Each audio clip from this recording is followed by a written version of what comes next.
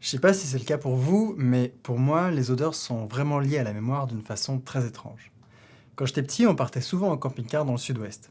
Et pendant que les grands faisaient de la planche à voile sur un étang où il y avait toujours beaucoup de vent, nous, on passait nos journées avec mon petit frère Colas à jouer et à faire des balades dans les marais salants à côté, où il y avait toujours une odeur très particulière, un mélange d'algues, d'iode et de vase. Un jour, j'ai trouvé un vrai trésor à côté d'une voie ferrée. C'était un petit éléphant sculpté en ivoire qui avait dû tomber d'un train. Et j'avais peut-être 7 8 ans à l'époque, mais je me souviens très très bien de cet éléphant, des chemins étroits entre les marais salants, du vent qui envoyait du sable dans les yeux. Et tout ça m'est revenu d'un coup, il y a quelques jours, en repassant dans un autre marais salant et en sentant cette odeur d'algues, d'iode et de vase, plus de 20 ans plus tard. Mais est-ce que l'enfant qui a senti cette odeur à l'époque a un quelconque rapport avec la personne qui parle en ce moment? Il ne doit pas y avoir beaucoup de cellules en commun entre ces deux versions de Léo, j'imagine. En fait, il y a une publication qui a fait beaucoup parler d'elle, où une équipe de chercheurs ont tenté d'estimer l'âge de plusieurs types de cellules, situées dans différents organes. C'est d'ailleurs à cette étude qu'on doit l'idée que les cellules de notre corps se renouvellent tous les 7 ans. Ce qui n'est pas exactement la conclusion des chercheurs, en fait. En moyenne, oui, les cellules se renouvellent tous les 7 ans, mais c'est une moyenne. Dans les faits, c'est très variable. Celles qui tapissent l'intérieur de notre tube digestif changent tous les 5 jours, les globules rouges changent tous les 4 mois et les cellules musculaires tous les 15 ans. Certaines cellules du cortex cérébral ou celles qui sont au cœur du cristallin de l'œil sont aussi vieilles que nous. Elles ne sont pas renouvelées pendant toute la vie. C'est d'ailleurs assez renversant de se dire que presque tout le reste bouge autour de ce point fixe qui est au centre des yeux, de l'embryon jusqu'à la mort. Mais dans tous les cas, à part ce tout petit tas de cellules, on n'a plus beaucoup de matière en commun. Le Léo qui tenait ce petit éléphant en ivoire et moi. Pour réfléchir à cette question, le penseur Plutarque imaginait une expérience de pensée, il y a un peu plus de 2000 ans. Dans celle-ci, le héros Thésée revient de ses périples dans un bateau qui l'accoste à Athènes. Les citoyens dévots décident de faire du navire un musée qu'ils conservent pendant des générations et des générations. Chaque planche qui pourrit, ils la remplacent par une nouvelle planche parfaitement identique. Chaque clou qui rouille est renouvelé par le même clou neuf, impossible à distinguer du précédent. Après de nombreuses générations, le bateau n'a plus un seul élément qui est toujours le même qu'au départ. Tout a été remis à neuf, mais la forme du bateau, elle, a été strictement conservée. Le bateau de Thésée est-il alors le même bateau? Plutarque utilise cette petite histoire pour nous faire réfléchir sur l'origine de l'identité. Se trouve-t-elle dans la matière du bateau, auquel cas le bateau original a disparu, ou se trouve-t-elle dans la forme, et dans ce cas-là, le bateau de Thésée est toujours là grâce aux efforts de générations d'Athéniens? Il existe de nombreuses variantes de cette expérience de pensée, que ce soit des sanctuaires shinto reconstruits à l'identique tous les 20 ans, des fictions où des humains remplacent progressivement leurs membres par l'équivalent robotique, ou même des groupes de musique comme Yes, qui n'a plus un seul membre d'origine dans sa composition actuelle. Mais, bien sûr, cette question devient beaucoup moins théorique lorsqu'elle s'applique à l'identité personnelle. Ai-je été la même personne toute ma vie? Suis-je lié d'une quelconque façon à des prouesses ou à des fautes que j'ai commises il y a longtemps? Et où se situe ce qui fait moi? Plutarque lui-même savait de quoi il parlait en évoquant le bateau de Thésée, vu la vie qu'il a menée. D'abord diplomate, puis politicien dans sa jeunesse, il est aussi auteur de plus de 260 œuvres dans lesquelles il est biographe, historien, moraliste, mais aussi astronome et cosmologiste, et il finit même sa vie comme prêtre d'Apollon à Delphes. Clairement, la question combien de personnes Plutarque a-t-il été dans sa vie aurait eu une réponse assez intéressante.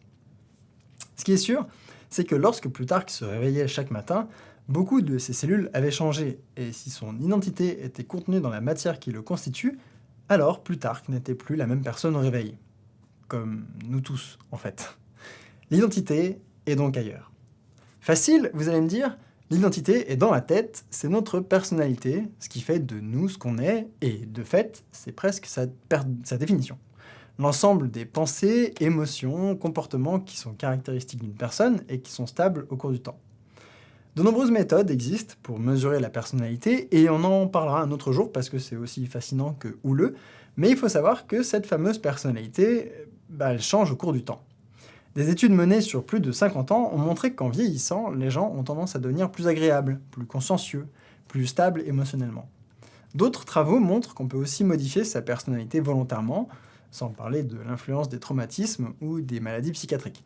Et ce qui est sûr, après ces années de recherche, c'est que psychologiquement aussi, nous sommes un bateau de Thésée.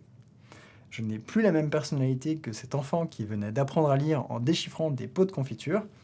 Il faut donc trouver mon lien avec lui ailleurs. Environ 1600 ans après Plutarque, John Locke a tenté de trouver l'origine de l'identité, grâce encore une fois à de nombreuses expériences de pensée. Dans l'une d'entre elles, il imagine que l'esprit d'un prince rentre dans un cordonnier. Le prince décide alors de toutes les actions du corps du cordonnier, avec ses pensées princières, et pour Locke, la conscience du prince, où qu'elle soit, est porteuse de son identité personnelle. La personne du prince suit sa conscience, où qu'elle soit projetée, c'est la mémoire d'avoir été le prince qui compte. Le problème, c'est que si cette définition est la bonne, tant que j'avais oublié avoir récupéré cet éléphant en ivoire au bord d'une voie ferrée, je n'étais plus la même personne que cet enfant. Il n'y avait plus de continuité de mémoire, donc plus d'identité. En d'autres termes, cet enfant était mort. À titre personnel, je me méfie énormément de ma mémoire. J'ai une capacité étrange à me souvenir de choses un peu aléatoires, comme le nombre de vagins chez les kangourous, il y en a d'ailleurs 3, mais j'ai besoin de quelqu'un pour me rappeler des moments très chouettes et parfois même assez forts que j'ai pu vivre. Et j'ai une petite anecdote à ce sujet. Pour moi, les odeurs sont associées à des couleurs. Enfin, pas toutes, mais les odeurs des gens que j'aime bien sont associées à des couleurs. C'est comme ça, c'est pas un effort que j'ai à produire. Quand je sens quelqu'un, sa couleur pop dans ma tête. Telle personne sera plutôt blanche, peut-être parce qu'elle a une lessive un peu agressive, et telle autre sera complètement acajou. Un jour, c'était il y a 1 an ou 2, je crois, je retrouvais une personne dont j'ai été amoureux très très longtemps, et avec qui j'ai eu une relation de plusieurs années. 10 ans, en fait. Une relation un peu fondamentale de ma vie, donc, et comme on n'habite pas dans le même pays, les occasions de se voir sont rares et précieuses, et cette fois-là, on s'était pas vu depuis très longtemps. On se voit, on se dit bonjour, et on se fait un gros câlin affectueux, et là, le blanc total de mon côté. Pas la même odeur. Et une couleur incompréhensible, une sorte de jaune vert pomme que je n'avais jamais associé à cette personne. Un moment plutôt bouleversant pour moi, mais pire, impossible de me souvenir de son ancienne odeur. La nouvelle avait remplacé l'ancienne dans ma mémoire. Aujourd'hui encore, je n'arrive plus à me souvenir de l'ancienne odeur-couleur, et c'est une belle illustration du fait que la mémoire est quelque chose de dynamique et plutôt trompeur. Nos souvenirs sont très loin d'être infaillibles, il est même tout à fait possible d'en créer des faux avec un peu de suggestion. En fait, depuis les années 70, des scientifiques comme Elisabeth Loftus s'amusent à faire des expériences où ils font apparaître des éléments impossibles dans les souvenirs des gens. Par exemple, dans une expérience assez rigolote, ils ont réussi à faire en sorte qu'une majorité de gens testés croient se souvenir dur comme fer d'avoir serré la main à Bugs Bunny dans une fanfare à Disneyland. Le truc, c'est que Bugs Bunny appartient à la Warner Bros, donc c'est complètement impossible de le retrouver là-bas. Bref, vaut mieux pas trop faire confiance à sa propre mémoire, ce qui, dans la définition de l'identité personnelle selon John Locke, revient automatiquement à toujours douter de qui on a vraiment été. Mais on fait peut-être fausse route en cherchant absolument une identité personnelle. La mémoire, la personnalité ou les cellules ne portent rien parce qu'il n'y a peut-être rien à porter. Dans une expérience de pensée, et c'est la dernière promis, le philosophe contemporain Derek Parfit nous demande d'imaginer un téléporteur qui relie la Terre à Mars. On entre dans la cabine, il y a un flash, et l'état précis de nos molécules est parfaitement copié puis envoyé sur Mars où on est recréé à l'identique. La personne qui sort du téléporteur là-bas a le souvenir d'être rentrée dans la cabine, d'avoir eu le flash, et de sortir sur une autre planète. La mémoire la relie à ce qu'elle était sur Terre, donc tout va bien, c'est la même personne. Mais pour la personne qui est rentrée dans la cabine, sur Terre, c'est différent. Le flash arrive, et puis rien. Ces molécules ont été copiées, mais elle est restée sur Terre. Un employé arrive alors et dit « Vous êtes bien arrivé sur Mars, et maintenant, on va procéder à la destruction de ce corps-ci. » La personne serait, comme nous tous, moyennement chaude de se faire détruire, parce qu'elle ne considère pas qu'elle est la même personne que celle qui est sur Mars. Pour Parfit, cette expérience montre que cette réplique, ou les milliers de copies que la cabine pourrait générer, n'est pas moi, ce n'est cette fameuse identité personnelle, et que c'est un concept inutile au final. Le téléporteur ne rend que plus marquant quelque chose qui se passe en fait en permanence. Si on avait pris une fusée pour Mars, avec le temps de voyage, on aurait aussi été une personne différente à l'arrivée. En fait, nos états psychologiques changent tout le temps et nous sommes des personnes différentes d'un instant à l'autre, sans qu'il soit possible de tracer une limite claire. Si on peut dire que le petit Léo et sa sculpture d'éléphant et le Léo actuel ne sont pas la même personne, parce qu'ils sont quand même assez différents, on peut pas non plus dire que celui que j'étais il y a 1 an est la même personne, parce qu'ils sont aussi très différents. Et de proche en proche, on peut pas non plus être certain que la personne qui a commencé à vous parler au début de la vidéo soit la même personne que maintenant. Combien de personnes est-on dans une vie, alors? Eh ben, aucune. Ou 1 million. C'est à nous de décider.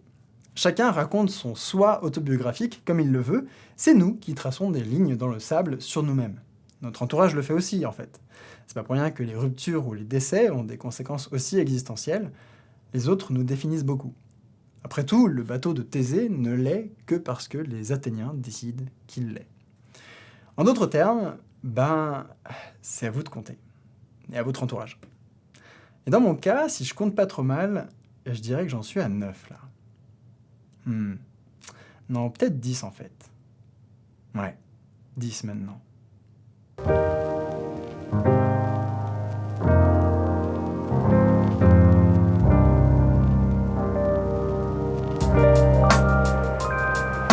Salut, merci d'avoir regardé cet épisode jusqu'au bout. C'était le tout premier de la chaîne, sans montage. Je voulais essayer un format un peu différent pour ce sujet qui est quand même très personnel. Pour être honnête, j'avais vraiment l'impression en écrivant cet épisode qu'il me manquait 30 ans d'expérience de vie pour parler de ce sujet, mais peut-être que ça vaudra le coup de recommencer dans 30 ans.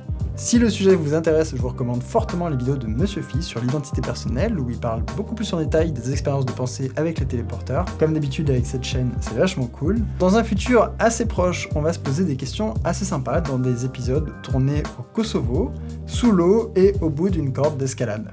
C'est pour ça qu'il n'y a pas eu d'épisode depuis un bout de temps. C'est que ça prend du temps, ces trucs-là. J'en dis pas plus, portez-vous bien et on se dit à la prochaine. Salut!